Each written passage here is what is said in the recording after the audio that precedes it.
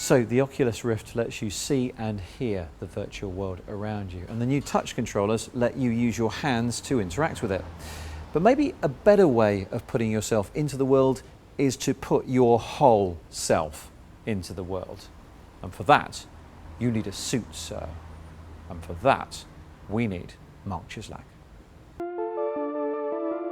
Just outside Los Angeles, we find Control VR.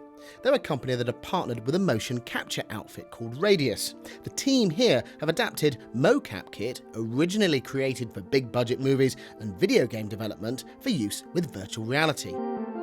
This motion capture suit is fitted head to toe with motion tracking and detection devices. So I'm going to suit up and try it out. So what sort of sensors have we got at work here? These are inertial measurement units. So they have 3 gyroscopes, 3 magnetometers, and 3 accelerometers. These will accurately track any movements I make. These movements can then be used to animate computer-generated characters or avatars.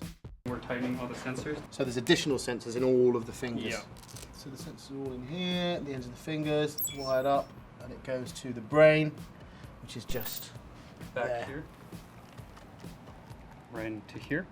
And then wirelessly send a signal to the router over there. I will get to see afterwards what my avatar looks like. It's awesome. I've been told that I'm going to be very pleased. So on screen right now is my avatar, which is a remarkable likeness. By combining off-the-shelf components, the team here have drastically reduced the cost of mocap suits like this one and found new applications for the technology. What we've done is we've taken previously unavailable technology to consumers and taken the price point from over $50,000 down to a place where for a few $100s, what is essentially the technology that allows the physical body to be put into a virtual world. So, a quick change and out of the mocap suit and into a prototype VR rig.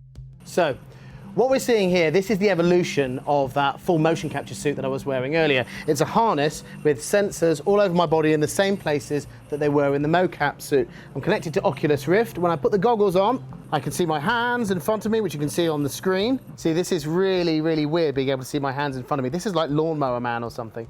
I can move my fingers, I've got full spread on them, and they react properly.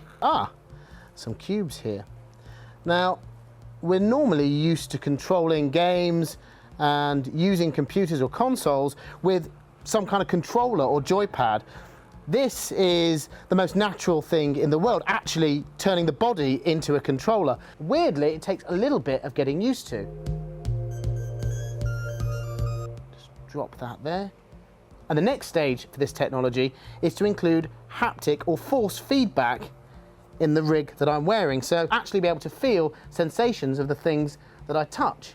To have meaningful force feedback, ultimately the idea is to be able to have as lifelike a process in a virtual world where if I'm reaching out and petting a dog, I can actually feel that dog's hairs. That type of technology, I believe, will happen in the next decade, and I think that meaningful applications we'll start seeing in the next year.